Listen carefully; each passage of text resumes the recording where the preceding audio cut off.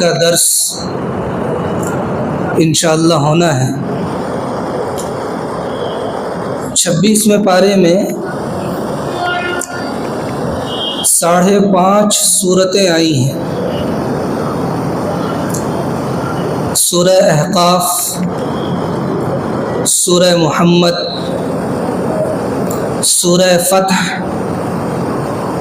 سورہ حجرات، سورہ قاف اور سورہ زاریات کا تقریباً آدھا حصہ۔ یہ 5.5 سورتیں 26ویں پارے میں آئی ہیں۔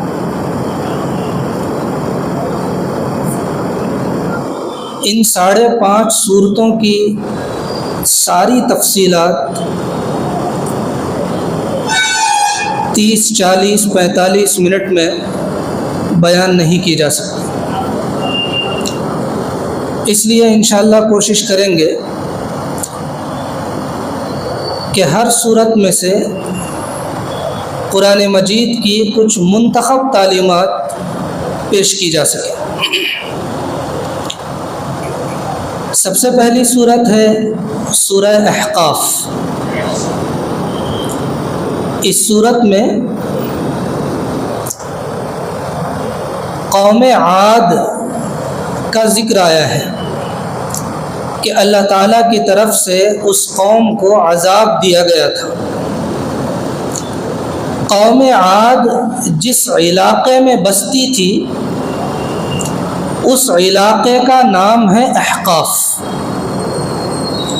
چونکہ اس علاقے کا نام اور ذکر اس سورت میں آیا ہے تو اس مناسبت سے اس سورت کا نام ہے سورہ احقاف۔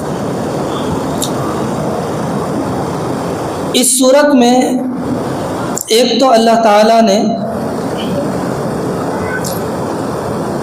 یہ سمجھایا ہے کہ شرک غلط ہے۔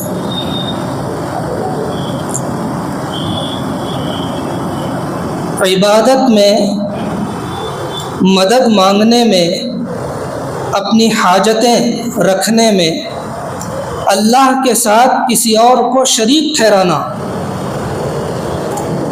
اور بت پرستی کرنا یہ غلط ہے۔ صحیح کیا ہے؟ صحیح یہ ہے کہ عبادت بھی صرف اللہ کی جائے اور مدد بھی ہر معاملے میں صرف اللہ سے مانگی جائے۔ اسی کو کہا جاتا ہے توحید۔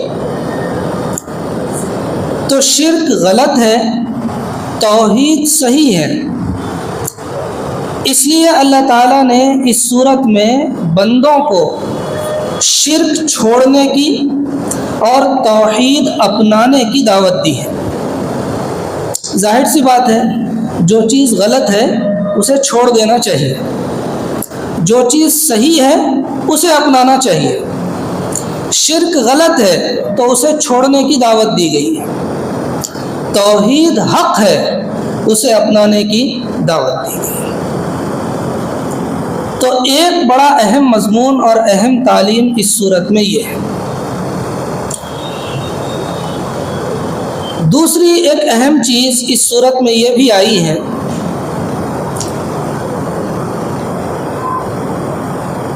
کہ پچھلی جو امتیں گزری ہیں ان امتوں میں اللہ تعالیٰ نے بہت سے پیغمبر بھیجے اور ان پیغمبروں نے اپنی قوموں کو اسی بات کی دعوت دی کہ وہ شرک نہ کریں،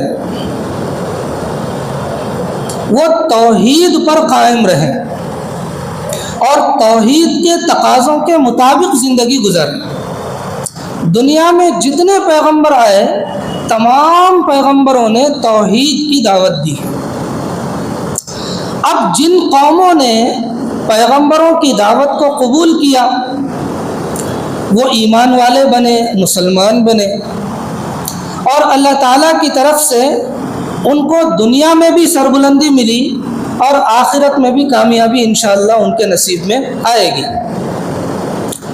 اور جو قومیں پیغمبروں کی بات کو انہوں نے ٹھکرا دیا، نہیں مانا، نہیں قبول کیا، پیغمبروں کے سمجھانے کے باوجود بار بار سمجھانے کے باوجود، الگ الگ طریقوں سے سمجھانے کے باوجود، دلیلوں کی روشنی میں سمجھانے کے باوجود بھی انہوں نے شرک کو نہیں چھوڑا،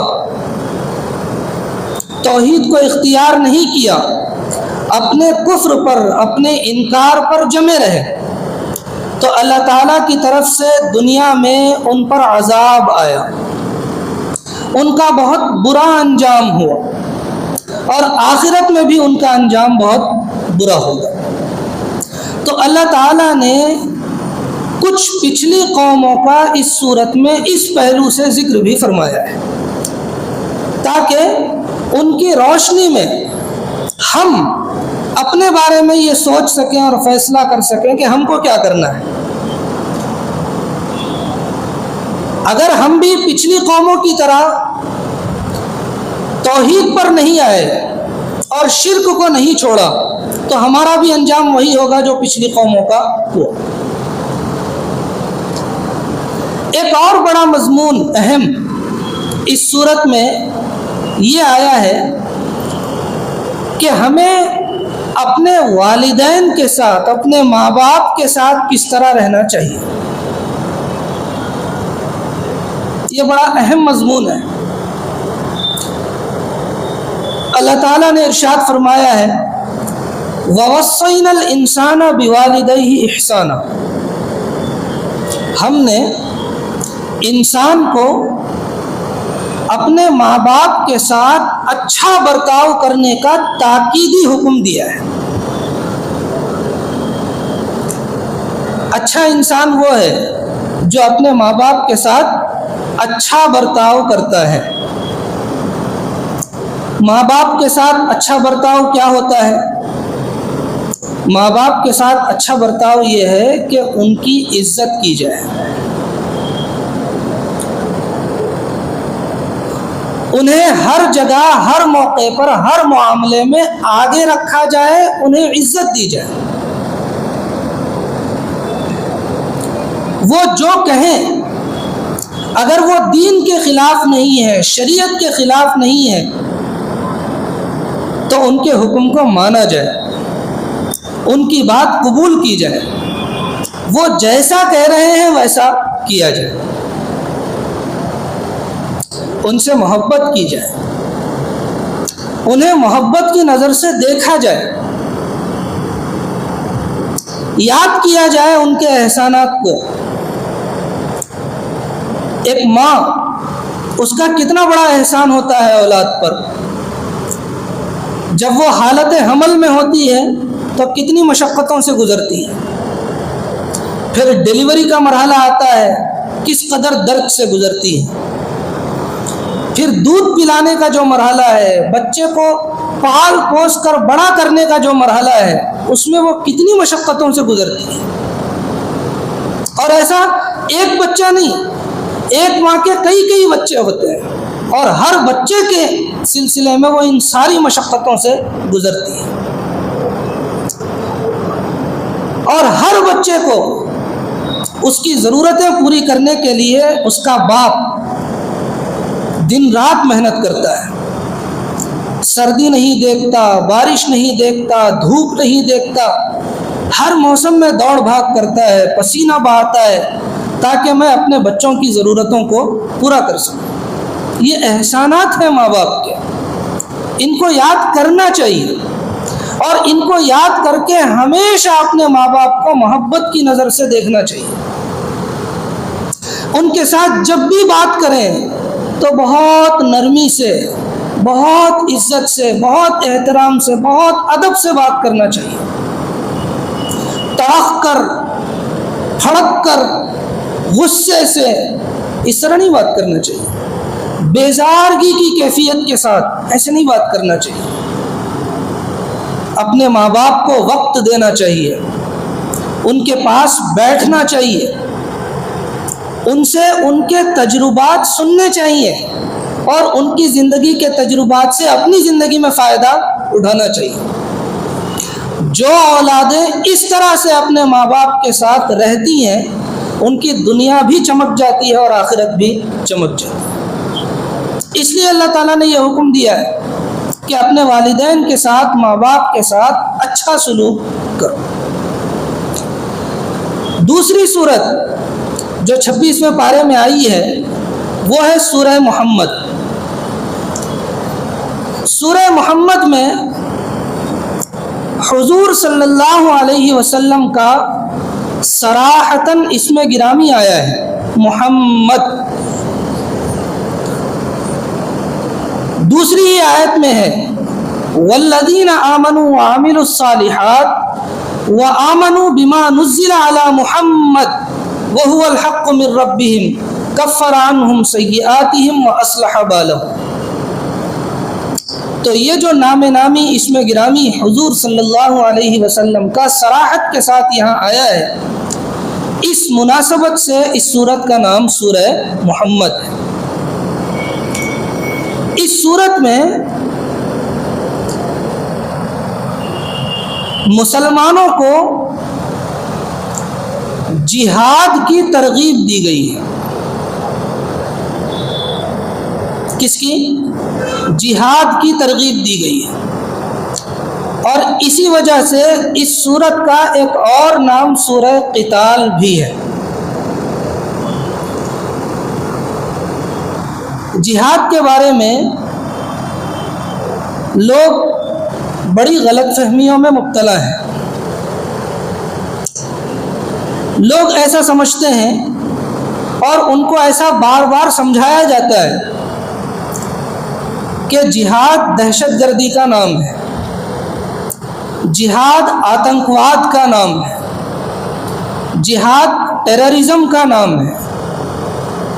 ایسا نہیں ہے۔ جہاد دنیا سے آتنکواد کو ختم کرنے کے لیے، ٹیررزم کو ختم کرنے کے لیے، دہشت گردی دنیا میں نہ ہو، اس کے لیے سٹرگل کرنے کا نام جہاد ہے۔ جہاد ظلم کرنے کا نام نہیں ہے، ظلم کو روکنے کے لیے جد و جہد کرنے کا نام ہے۔ تو جو لوگ اسلام کو بدنام کرنا چاہتے ہیں وہ بالکل الٹ کر بات کہتے ہیں۔ دیکھیے، اگر ہمارے اپنے گھر میں آگ لگ جائے تو ہم اس آگ کو بجھانے کی کوشش کرتے ہیں، کرنی بھی چاہیے۔ اگر ہم یہ کوشش نہیں کریں گے تو آگ کیا کرے گی؟ ہمارے گھر کو جلا کر راکھ کر دے گی۔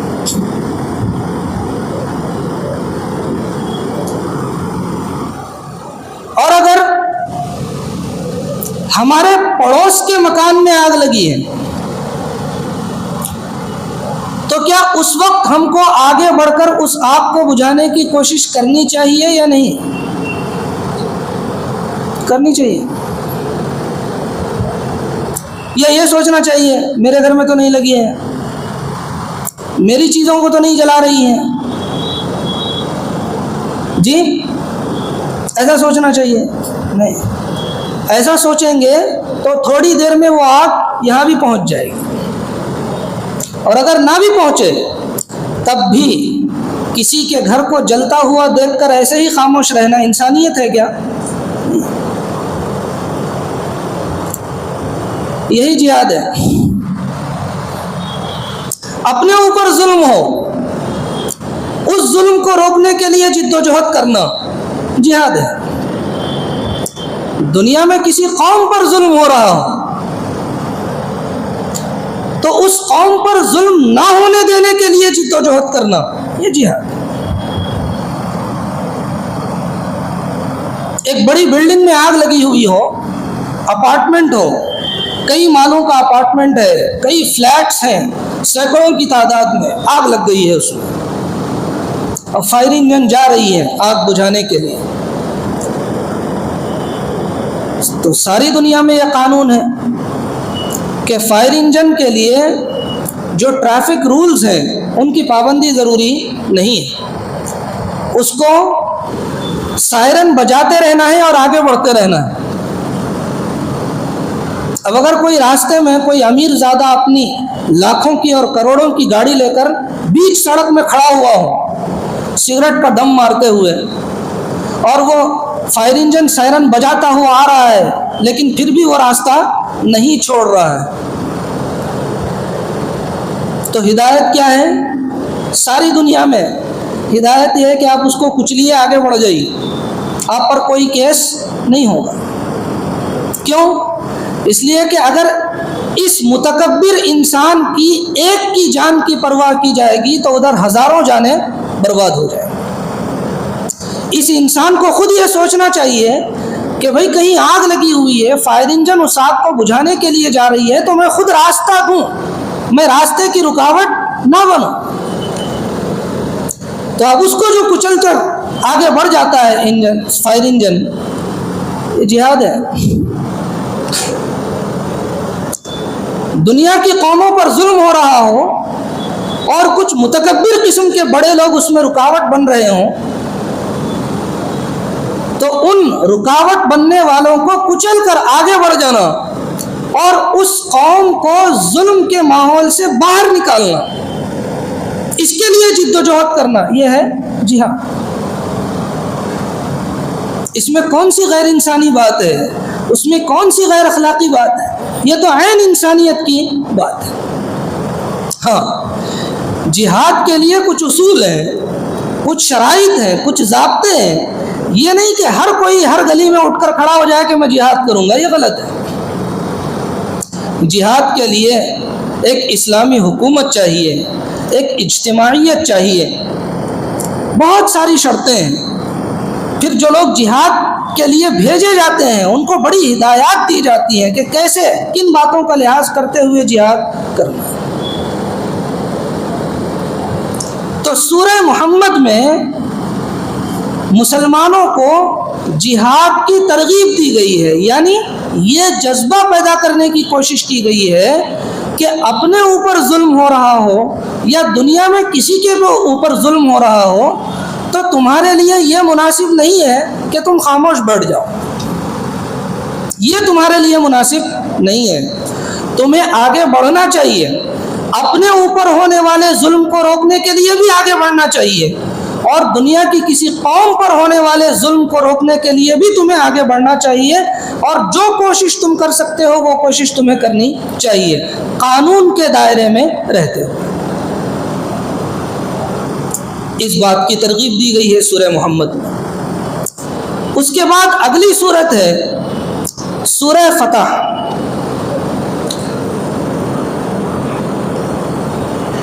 سن 6 ہجری میں حضور صلی اللہ علیہ وسلم، صحابہ اکرام اور قریش مکہ کے درمیان ایک معاہدہ ہوا تھا، ایک صلح کا معاہدہ ہوا تھا۔ اس معاہدے کا نام ہے صلح حدیبیہ۔ وہ جو صلح حدیبیہ ہے وہ بظاہر ایسی صلح تھی جو دیکھنے میں بظاہر ایسا لگتا تھا کہ مسلمانوں کو زبردست طریقے کی شکست ہوئی، لیکن حقیقت میں وہ مسلمانوں کے لیے بہت بڑی فتح ثابت ہوئی۔ اسی کا تذکرہ اس صورت میں ہوا ہے، اسی صلح کو فتح قرار دیا گیا ہے اس صورت میں۔ پہلی ہی آیت میں لفظ آیا ہے اِنَّا فَتَحْنَا لَكَ فَتْحًا مُبِينًا، اسی لفظ فتح سے اس صورت کا نام رکھا گیا ہے سورہ فتح۔ دیکھیے،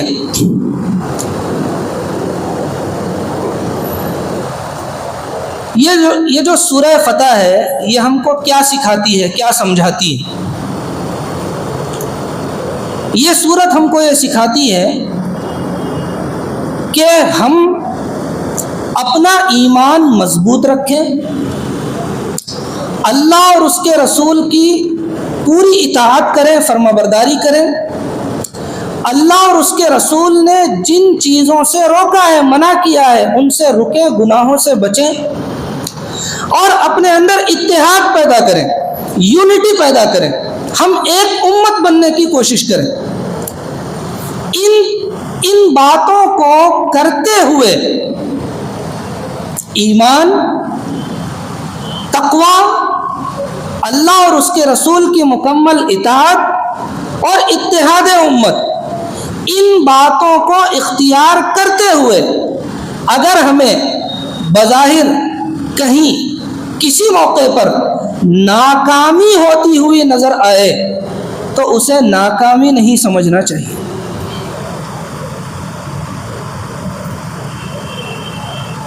اللہ پر، رسول پر، آخرت پر ہمارا ایمان مضبوط ہے، ہم اللہ اور اس کے رسول کی مکمل اطاعت اور فرما برداری کر رہے ہیں، گناہوں سے بھرپور طریقے سے بچ رہے ہیں اور متحد امت بن کر کے زندگی گزار رہے ہیں، تو اس طرح رہتے ہوئے اگر ہمیں کسی مشن پر، کسی محاذ پر بظاہر ناکامی ہوتی ہوئی دکھائی دیتی ہے تو اسے ناکامی نہیں سمجھنا چاہیے۔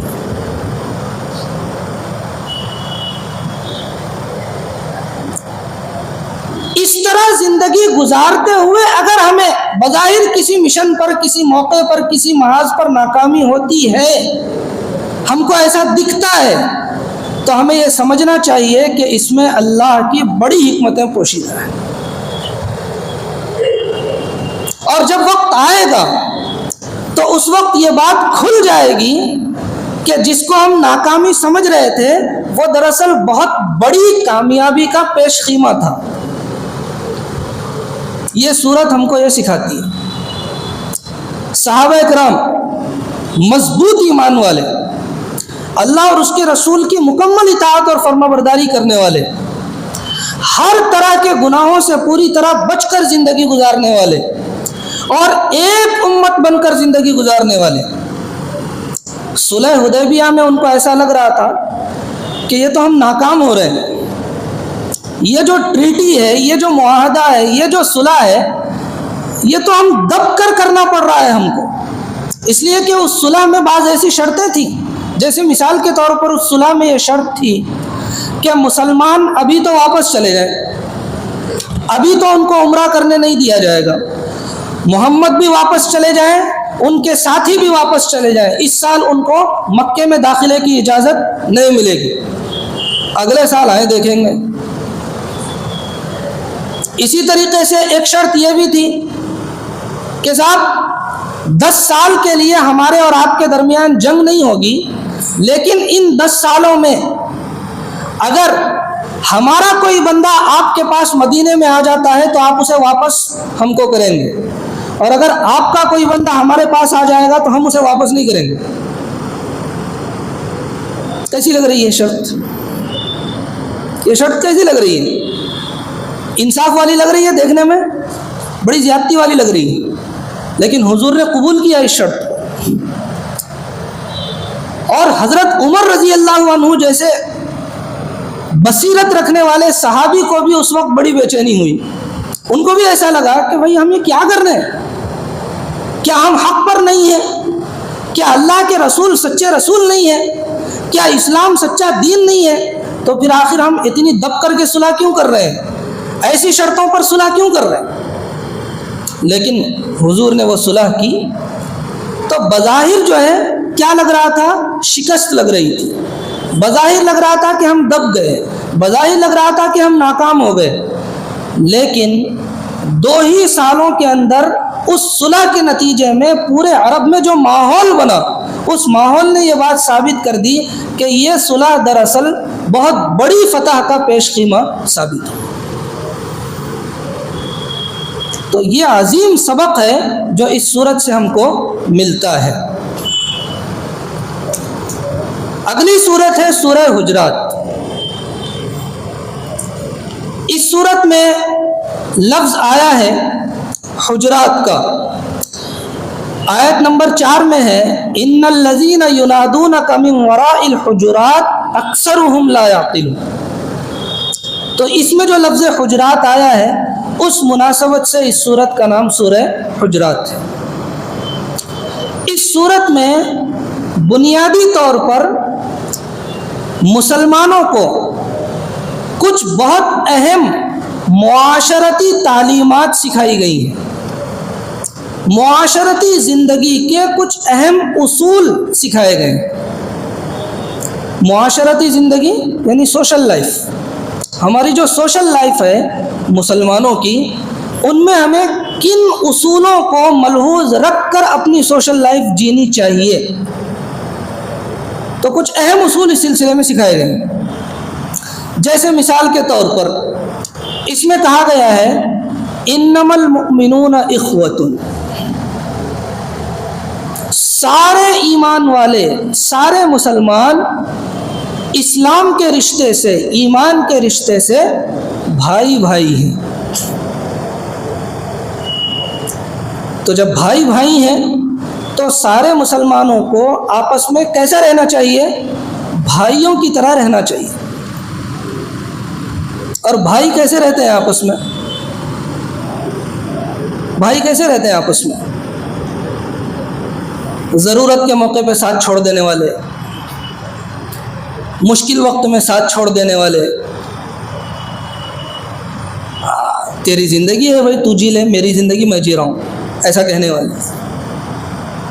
بھائی ایسے ہوتے ہیں؟ نہیں. بھائی کیسے ہوتے ہیں؟ ہر چیز میں، ہر معاملے میں اپنے بھائی کا خیال رکھنے والے ہوتے ہیں، اس کی ضرورتوں کا خیال رکھنے والے ہوتے ہیں، اس کی مشکلات میں اس کے ساتھ کھڑے ہونے والے ہوتے ہیں. ہماری صورتحال ایسی ہو گئی ہے آج کہ اچھا بھائی ایسے ہوتے ہیں، ہم کو ایسا لگتا ہے.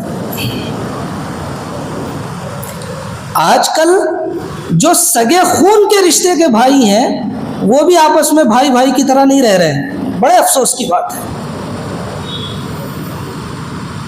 خون کے رشتے کا بھائی آج اپنے بھائی کا خیال نہیں کرتا، آج اپنے بھائی کو مشکلات میں تنہا چھوڑ دیتا ہے، آج اپنے بھائی کا وہ حق مار لیتا ہے، آج اپنے بھائی کے ساتھ محبت اور نرمی سے نہیں پیش آتا، آج اپنے بھائی کے ساتھ وہ ہر معاملے میں جھگڑنے کے لیے تیار رہتا ہے. خون کے رشتے کا بھائی. اس لیے آج کے مسلمانوں کو سمجھ میں نہیں آتا کہ اچھا بھائی چارہ ایسا ہوتا ہے. اس صورت میں یہ سکھایا گیا ہے کہ اس چیز کو سمجھنا چاہیے مسلمانوں کو کہ مسلمان تنہا زندگی گزارنے والا نہیں ہوتا. مسلمان ہمیشہ سوشل لائف گزارنے والا ہوتا ہے، اور ایسی سوشل لائف گزارنے والا ہوتا ہے کہ دنیا کے آخری کونے میں بسنے والے مسلمان کو بھی وہ اپنے بھائی کی طرح دیکھتا اور سمجھتا ہے. اس کو کوئی تکلیف پہنچتی ہے دنیا کے آخری کونے میں کسی مسلمان بھائی کو، تو یہ بھی اس تکلیف کو محسوس کرنے والا ہوتا ہے، اور اس تکلیف کو دور کرنے کے لیے یہاں رہ کر وہ جو کچھ کر سکتا ہے کرنے کی کوشش کرنے والا ہوتا ہے. ہم کو اس طرح جینا سکھایا گیا ہے. ایک اور بڑا اہم اصول اس صورت میں یہ سکھایا گیا ہے کہ ہمیں آپس میں اس طرح رہنا چاہیے کہ ہم ایک دوسرے کی پیٹھ پیچھے اس کی برائیاں نہ کرتے پھریں. آج کس قدر رواج ہے ہمارے درمیان اس چیز کا، ہر وقت ہم پیٹھ پیچھے ایک دوسرے کی برائیاں کرتے ہی رہتے ہیں. ہمیں اس سے روکا گیا ہے. اسی طریقے سے ہم عاجزی اور انکساری اور بندگی اور تواضع کے ساتھ رہیں، تکبر گھمنڈ کے ساتھ زندگی نہ گزاریں. یہ ہم کو سکھایا گیا ہے. اور ہماری صورتحال کیا ہے؟ 4 پیسے اگر ہمارے پاس آ جاتے ہیں تو گھمنڈ آ جاتا ہے. کوئی عہدہ، کوئی منصب، کوئی سماج میں حیثیت حاصل ہو جاتی ہے تو ہمارے اندر گھمنڈ آ جاتا ہے. اگر ہم نے کچھ اچھا اپنا گھر بنا لیا، کوئی گاڑی خرید لی تو ہمارے اندر گھمنڈ آ جاتا ہے. اس صورت میں سکھایا گیا ہے کہ بندے بن کر تواضع کے ساتھ زندگی گزارو. اسی طریقے سے یہ اصول بھی اس میں سکھایا گیا ہے کہ دیکھو ایک دوسرے کے ساتھ بدگمانیاں نہ کرو. کس قدر رواج ہے اس چیز کا. ہمارے مسلم معاشرے میں عورتوں میں اب تو یہ بیماری مردوں میں بھی آ گئی ہے. ہمارے ہر وقت ایک دوسرے سے بدگمانیاں کرتے رہتے ہیں. کسی نے کسی کے بارے میں کوئی بات آ کر ہمارے کان میں پھونک دی، ہم بدگمان ہو جاتے ہیں اس کے بارے میں. یہ نہیں کہ براہ راست اس سے رابطہ کر کے تحقیق کر لیں. کہ بھائی کیا صورت حال ہے، ایسا سننے میں آیا ہے کیا، ایسا ہے کیا، نہیں، اس کی فکر نہیں کرتے۔ کسی نے آ کر کے کسی کے بارے میں کچھ بتا دیا، بدگمان ہو گئے اس سے، خود ہی دوسروں کے بارے میں رائے قائم کر لیتے ہیں۔ ایسا نہیں ہونا چاہیے۔ یہ اصول بھی ہم کو اس صورت میں سکھایا گیا ہے۔ ایسے ہی حسد نہ کرنا، ایک دوسرے سے جلنا نہیں، ایک دوسرے کو آگے بڑھتے ہوئے، ایک دوسرے کو اچھے حال میں دیکھ کر، اس کے پاس ہم سے زیادہ چیزیں آ گئیں، اس کے پاس ہم سے زیادہ پیسہ آ گیا، اس کا کاروبار ہم سے زیادہ اچھا چلنے لگا، جلنا شروع ہو گئے، اور جلنا شروع ہو کر کے اس بابا کے پاس جا رہے ہیں اور تعویذ فلیتے کروا رہے ہیں، اس بابا کے پاس جا رہے ہیں اور کالا جادو کروا رہے ہیں کہ اس کا سامنے والے کا کاروبار ٹھپ پڑ جائے۔ یہ سب حرکتیں ہم کر رہے ہیں، روکا گیا ہے اس صورت میں ہم سے۔ آگے سورت ہے سورہ قاف۔ سورہ قاف میں بنیادی طور پر ہم کو یہ سکھایا گیا ہے اور اس طرف متوجہ کیا گیا ہے کہ دیکھو، اپنی زندگی کے مرحلوں کو یاد رکھو۔ ایک مرحلہ ہے اس دنیا کی زندگی کا، یہ مرحلہ ہمیشہ رہنے والا نہیں ہے۔ ایک وقت آئے گا جب یہ مرحلہ ختم ہو جائے گا، موت کا مرحلہ آئے گا۔ موت کی ہچکی ہر ایک کو لگنے والی ہے، موت کے وقت کی سختی سے ہر ایک کو گزرنا ہے۔ وجاءت سکرۃ الموت بالحق، سکرات کے عالم سے ہر ایک کو گزرنا ہی گزرنا ہے، اسے کبھی بھولنا نہیں چاہیے انسان کو۔ جو انسان اچھا انسان بن کر زندگی گزارتا ہے، اس کے لیے موت کے وقت آسانی پیدا ہو جاتی ہے، اور جو انسان برا انسان بن کر زندگی گزارتا ہے، موت کے وقت اس پر بڑی سختی ہو جاتی ہے۔ تو موت کے وقت کی سختی کو یاد رکھ کر انسان کو زندگی گزارنی چاہیے۔ پھر موت کے بعد قبر کا، برزخ کا مرحلہ بھی آنے والا ہے۔ ہم نے اس دنیا میں جس طرح زندگی گزاری ہے، اس کے مطابق برزخ میں ہمارے ساتھ حالات پیش آنے والے ہیں۔ اگر ہم نے اچھی زندگی گزاری ہے، اللہ کی فرما برداری کرتے ہوئے زندگی گزاری ہے، گناہوں سے بچتے ہوئے زندگی گزاری ہے، ظلم سے بچتے ہوئے زندگی گزاری ہے، ہر ایک کا حق ادا کرتے ہوئے زندگی گزاری ہے، ہر ایک کے ساتھ اچھائی کا معاملہ کرتے ہوئے زندگی گزاری ہے، تو برزخ میں ہمارے ساتھ اچھے حالات پیش آئیں گے، قبر میں ہمارے ساتھ اچھا سلوک ہوگا، فرشتے ہمارے ساتھ شفقت کا معاملہ کریں گے، ہماری قبر ہمارے لیے جنت کا باغ بن جائے گی، جنت کی کھڑکی ہمارے لیے کھول دی جائے گی۔ لیکن اگر ایسا نہیں ہے تو پھر قبر میں بڑے سخت حالات پیش آئیں گے۔ تو اس صورت میں یہ بھی سکھایا گیا ہے کہ موت کے بعد کے جو حالات ہیں، ان کو بھی یاد رکھ کر اس دنیا میں زندگی گزارو۔ پھر آخرت کا مرحلہ آنے والا ہے، قیامت قائم ہونے والی ہے، حساب و کتاب ہونے والا ہے، جنت اور جہنم کا مرحلہ آنے والا ہے۔ ان سارے مرحلوں کو ذہن میں رکھ کر، یاد رکھ کر انسان کو اس دنیا میں زندگی گزارنی چاہیے۔ یہ نہیں سمجھنا چاہیے کہ میں دنیا میں جو کچھ کر رہا ہوں بس میں نے کیا اور ختم ہو گیا، ایسا نہیں ہے۔ جو کچھ ہم کر رہے ہیں وہ ریکارڈ ہو رہا ہے، فرشتے ہمارے ایک ایک بول کو ریکارڈ کر رہے ہیں۔ ما یلفظ من قول الا لدیہ رقیب عتید، ایک ایک بول کو ہمارا جو ہم بول رہے ہیں وہ ریکارڈ ہو رہا ہے، محفوظ ہو رہا ہے۔ ایک ایک عمل جو ہم کر رہے ہیں، اپنی آنکھوں سے ہم کیا دیکھ رہے ہیں، اپنے کانوں سے ہم کیا سن رہے ہیں، اپنی زبان سے ہم کیا کہہ رہے ہیں، اپنے ہاتھوں پیروں سے ہم کیا کر رہے ہیں، ہم مال کیسے کما رہے ہیں، مال کہاں خرچ کر رہے ہیں، یہ سب ریکارڈ ہو رہا ہے۔ ہم کیا کھا رہے ہیں، کیا پی رہے ہیں، یہ سب ریکارڈ ہو رہا ہے۔ ہم کیا پہن رہے ہیں، یہ ریکارڈ ہو رہا ہے۔ ہم اپنے ماں باپ کے ساتھ کیسے پیش آ رہے ہیں، یہ بھی ریکارڈ ہو رہا ہے۔ ہم اپنی اولاد کی تربیت کیسی کر رہے ہیں، یہ بھی ریکارڈ ہو رہا ہے۔ ہم اپنے بھائیوں اور بہنوں کے ساتھ کیسے پیش آ رہے ہیں، کہیں ہم ان کے حقوق تو نہیں مار رہے، یہ بھی ریکارڈ ہو رہا ہے۔ ایک دکاندار بیٹھ کے اپنے کسٹمر کو دھوکہ دے رہا ہے، دکان پر بیٹھ کر بزنس کرتے ہوئے اپنے کسٹمر کو وہ دھوکہ دے رہا ہے ڈیل میں، یہ بھی ریکارڈ ہو رہا ہے۔ حکومت کی کرسیوں پر بیٹھے ہوئے لوگ اپنی حکومتی چیزوں کا، اپنے حکومتی پاورز کا، حکومتی اختیارات کا غلط استعمال کر کے پبلک پر ظلم کر رہے ہیں، یہ بھی ریکارڈ ہو رہا ہے۔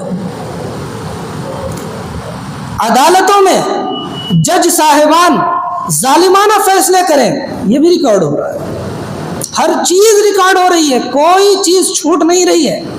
اور جب قیامت میں ہم پہنچیں گے تو ہر ایک نے جو کچھ کیا ہے وہ سارا کا سارا ایسا رجسٹر ہمارے سامنے کھول کر رکھ دیا جائے، پھر اس کے مطابق ہمارا فیصلہ ہونے والا ہے، اور وہ جو فیصلہ ہونے والا ہے وہ ہمیشہ ہمیشہ کے لیے ہونے والا ہے۔ جنت ہمیشہ ہمیشہ کی نعمتوں اور راحتوں کی جگہ ہے، اور جہنم غیر معمولی تکلیفوں کی جگہ ہے۔ تو انسان کو آخرت کا مرحلہ آئے گا، یہ سب ہوگا، اس کو ذہن میں رکھ کر اس دنیا میں زندگی گزارنی ہے۔ یہ بنیادی پیغام ہے جو سورہ قاف میں دیا گیا ہے۔ اس کے بعد آخری سورت جس کا تقریباً آدھا حصہ اس پارے میں آیا ہے وہ ہے سورہ ذاریات۔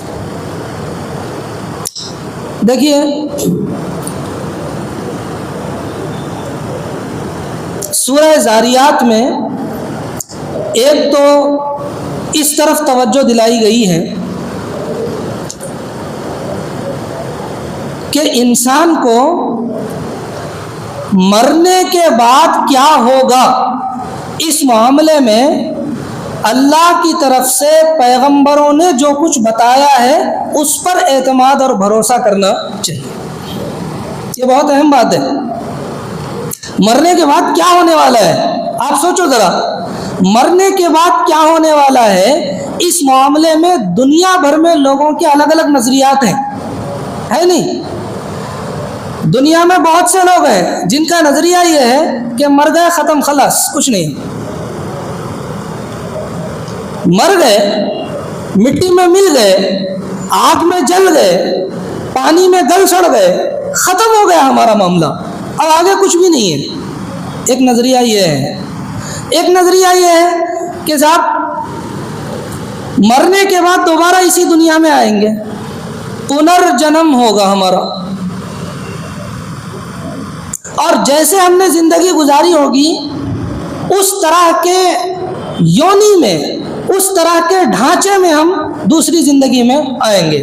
اگر ہم نے اچھے کرم کیے ہیں تو اچھی یونی میں دنیا میں آئیں گے، اور اگر برے کرم کیے ہیں تو بری یونی میں دنیا میں آئیں گے۔ مثلا سور بن کر پیدا ہوں گے، ایک مثال میں دے رہا ہوں۔ ایک نظریہ یہ ہے لوگوں کا، الگ الگ نظریات ہیں لوگوں کے۔ اب آپ سوچو ذرا، یہ جو معاملہ ہے، یہ جو مسئلہ ہے، یہ کوئی چھوٹا موٹا مسئلہ نہیں ہے، یہ بہت اہم مسئلہ ہے کہ بھئی مرنے کے بعد کیا ہونے والا ہے۔ اگر اس مسئلے کو صحیح طریقے سے حل نہ کیا جائے، غلط طریقے سے حل کر لیا جائے تو کیا ہوگا پتہ ہے؟ کچھ بھی نظریہ قائم کر لیا اور مرنے کے بعد پتہ چلا کہ سارے نظریات غلط تھے۔ مرنے کے بعد تو ایک پوری زندگی ہے، اور ایسی زندگی ہے کہ ہم نے یہاں جو کچھ کیا ہے اس کے مطابق آگے سارا معاملہ ہونے والا ہے۔ تو جتنے لوگوں نے غلط اندازوں سے اس مسئلے کو طے کیا تھا اور دنیا سے گئے، ان کا کیا ہوگا؟ کوئی معمولی مسئلہ نہیں ہے۔ آپ کسی علاقے میں سفر کر کے جاتے ہیں تو وہاں کے حالات معلوم کر کے جاتے ہیں نا، کہ وہاں کے کیا حالات ہیں، کیا کرنا ہے وہاں پہ جا کے، میرے ساتھ کیا ہوگا وہاں، یہ ساری تحقیقات صحیح طریقے سے کر کے جاتے ہیں، بھروسہ مند لوگوں سے معلومات کر کے جاتے ہیں۔ کیوں؟ اس لیے کہ اگر ایسا نہیں کریں گے، اچانک پہنچ جائیں گے وہاں اور اپنے اندازے سے سوچ کر کے جائیں گے اور اندازہ غلط نکلے گا تو پھر کیا ہوگا؟ بڑا مسئلہ ہو جائے گا۔ آپ نے اندازہ لگایا تھا کہ وہاں یہ سہولتیں ہوں گی، یہ سہولتیں ہوں گی، اور پہنچنے کے بعد پتہ چلا کہ کوئی سہولت نہیں ہے وہاں۔ تو یہ مرنے کے بعد کا مسئلہ بڑا اہم ہے۔ اس لیے یہ ضروری ہے کہ اس سلسلے میں صحیح علم پر اعتماد کیا جائے. اور صحیح علم کیا ہے اس معاملے میں؟ صحیح علم وہ ہے جو اس کائنات کے پیدا کرنے والے نے اپنے پیغمبروں کے ذریعے سے ہم کو بتا دیا ہے کہ بھئی مرنے کے بعد ایک برزخی زندگی ہے قیامت تک، پھر قیامت قائم ہوگی، اس کے بعد پھر آخرت کا مرحلہ آئے گا، حساب و کتاب ہوگا اور جنت و دوزخ کا فیصلہ ہوگا. اس پر بھروسہ کر کے انسان کو زندگی گزارنی چاہیے. اور دوسرا ایک اہم مضمون اس صورت میں یہ آیا ہے کہ اللہ تعالیٰ نے اس صورت کے آخر میں اس طرف توجہ دلائی ہے کہ دیکھو میں نے تم کو اس کی عبادت کرنے کے لیے، اس کی عبادت کرنے کے لیے، اس کی عبادت کرنے کے لیے، اس کی عبادت کرنے کے لیے نہیں پیدا کیا. کیا تم نے لگا رکھا ہے؟ سورج کی عبادت کر رہے ہو، چاند کی عبادت کر رہے ہو، جھاڑ کی عبادت کر رہے ہو، ندی کی عبادت کر رہے ہو، چوہے کی عبادت کر رہے ہو، ہاتھی کی عبادت کر رہے ہو، سانپ کی عبادت کر رہے ہو، ہواؤں کی عبادت کر رہے ہو. کیا کر رہے ہو؟ ستاروں کی عبادت کر رہے ہو.